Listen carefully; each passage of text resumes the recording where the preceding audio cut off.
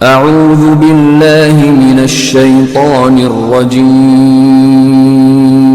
بسم الله الرحمن الرحيم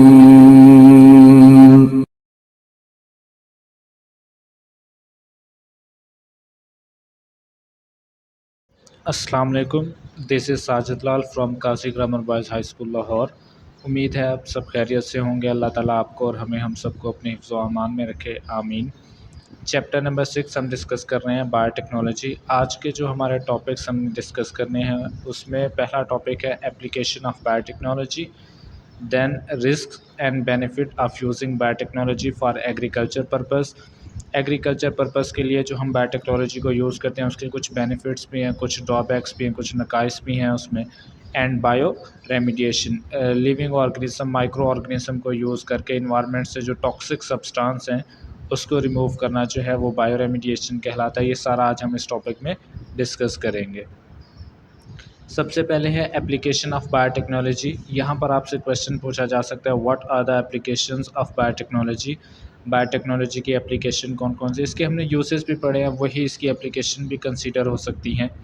answer इसका है, in Pakistan certain varieties have been developed to reduce use of pesticide. कहता है पाकिस्तान के अंदर ऐसी वराइटीज़ जो है प्लांट की डेवलप करवाई जा चुकी हैं जिससे जो है पेस्टिसाइड का यूज़ जो है वो कम हो गया। मतलब उस पर जो है वो पेस्ट जो है ज़्यादा अटैक नहीं करते।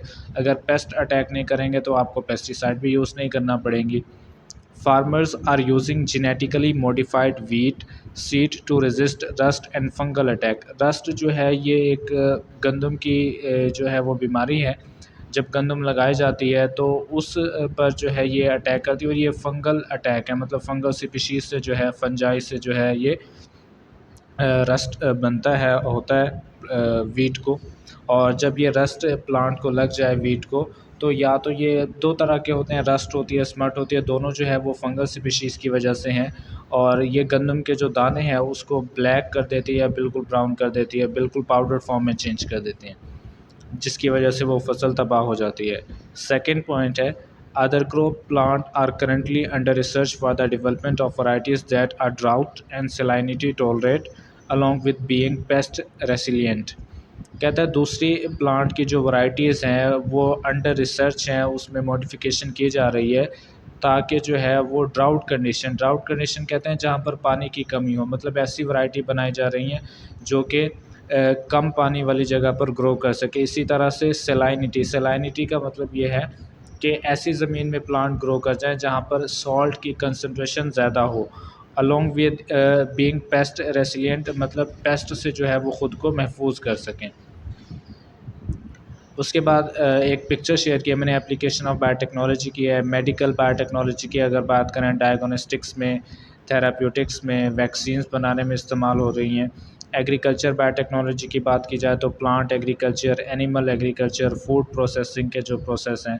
इसी तरह से इन्वायरमेंटल बायोटेक्नोलॉजी की बात करें, इन्वायरमेंट के लिहाज से क्लीनिंग थ्रू बायो रेमिडिएशन के ज़रिए जो है इन्वायरमेंट की क्लीनिंग, प्रिवेंटिंग इन्वायरमेंटल प्रॉब्लम से कैसे बचा जाए उसमें यूज़ हो रही हैं।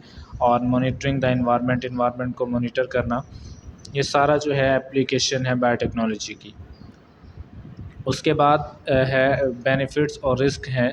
आपसे क्वेश्चन पूछा जा सकता है, right a note on risk and benefit of using biotechnology for agriculture purpose. अगर एग्रीकल्चर पर्पस के लिए हम बायोटेक्नोलॉजी को यूज़ करते हैं तो उसके रिस्क क्या होंगे, उसमें क्या नुकसानात हो सकते हैं, या क्या नकाइस हैं और क्या बेनिफिट्स हैं, ये हम इस टॉपिक में डिस्कस करेंगे।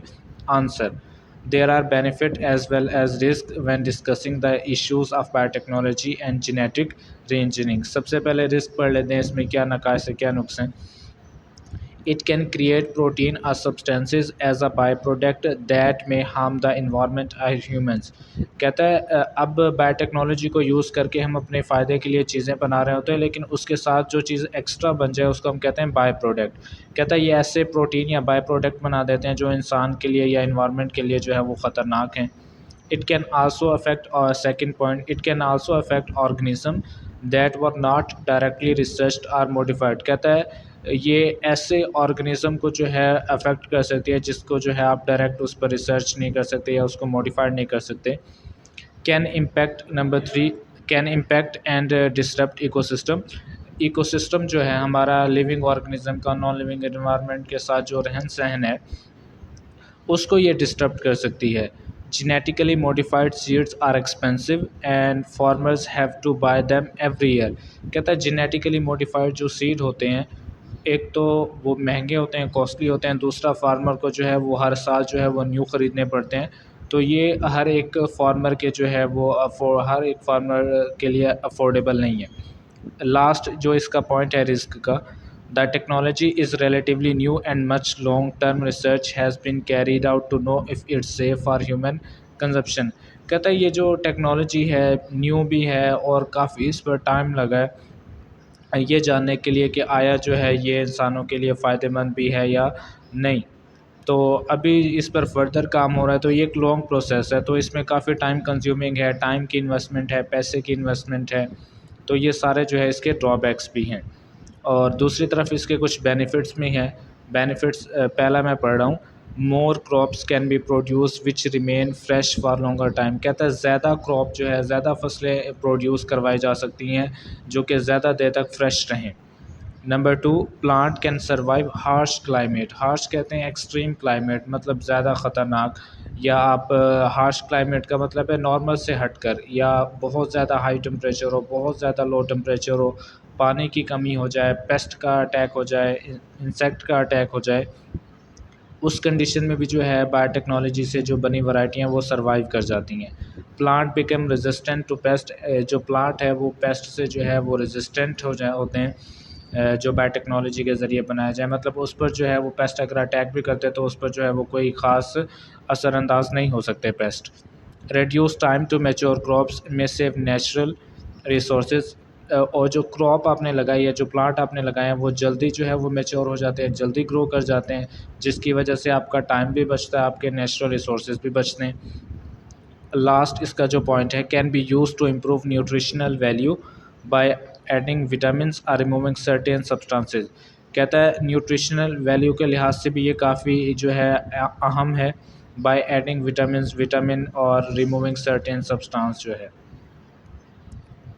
उसके बाद लास्ट की जो हमारी जो हेडिंग है आज की, बायो रेमिडिएशन। यहाँ से आपसे क्वेश्चन पूछा जा सकता है, एक्सप्लेन बायो रेमिडिएशन। आंसर इसका होगा, the removal of toxic waste from water bodies and soil is called bio remediation. Toxic waste, toxic substance का पानी से और सॉइल से जो रिमूव करने का प्रोसेस है वो बायो रेमिडिएशन कहलाता है। Living organism absorb toxic substances. Living organism जो है टॉक्सिक सब्सटेंस को एब्जॉर्ब कर लेती हैं।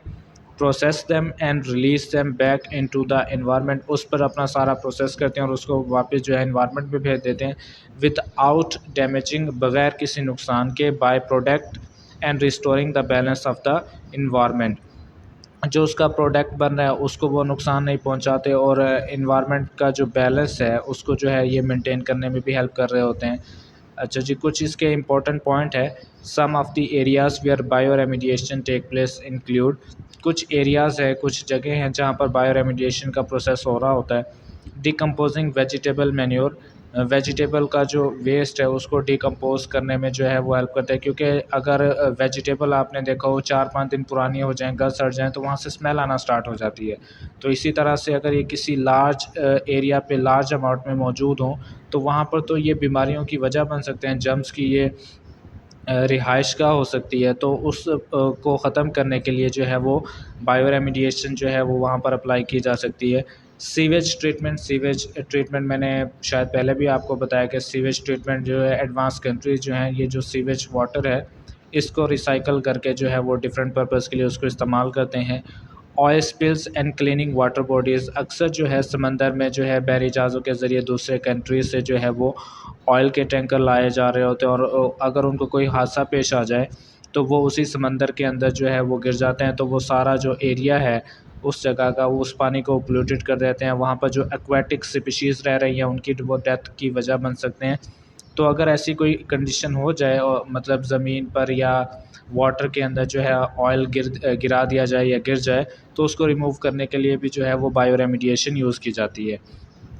उसके बाद लास्ट पॉइंट है इंडस्ट्रियल स्टोरेज फैसिलिटीज़। इंडस्ट्रीज़ की जो स्टोरेज फैसिलिटीज़ है उसको बढ़ाने में भी जो है वो बायो रेमिडिएशन का काफ़ी रोल है। ये एक डायग्राम है बायो रेमिडिएशन से रिलेटेड, अगर आपको नज़र आ रही हो। इसमें एक कार्टून लाइक स्ट्रक्चर है उन्होंने बनाया हुआ, जो कि आप माइक्रो ऑर्गेनिज्म कंसीडर करें और लिविंग ऑर्गेनिज्म, और उसके साथ येलो कलर के जो है वो प्लूटेंट आपको नज़र आ रहे हैं, कंटेमिनेंट उसने लिखा है, मतलब ये प्लूटेंट हैं जो कि सॉइल को जो है वो या किसी भी जहाँ पर भी मौजूद है उसको ये ख़राब कर रहे हैं। जब वो green in colour micro organism आएंगे वो इन सारी कंटेमिनेटेड चीज़ों को जो है वो एब्जॉर्ब कर लेंगे। तो एरो के बाद उसने दिखाया नॉन टॉक्सिक प्रोडक्ट, तो वो आपके पास जो है वो नॉन टॉक्सिक एंड प्रोडक्ट बन गया, मतलब जिसमें अब कोई जर्म्स नहीं है, वो यूज़ करने के लिए एकदम बिल्कुल सेफ़ है। उसके बाद ये बुक से मैंने पेज शेयर किया, आपसे पूछा जा सकता है what are the applications of biotechnology, write a note on risk and benefits of biotechnology for agriculture purpose और एक्सप्लेन बायो रेमिडिएशन। ये आपने यहाँ बुक से याद कर लेना है। This is all about today's lecture. Thank you.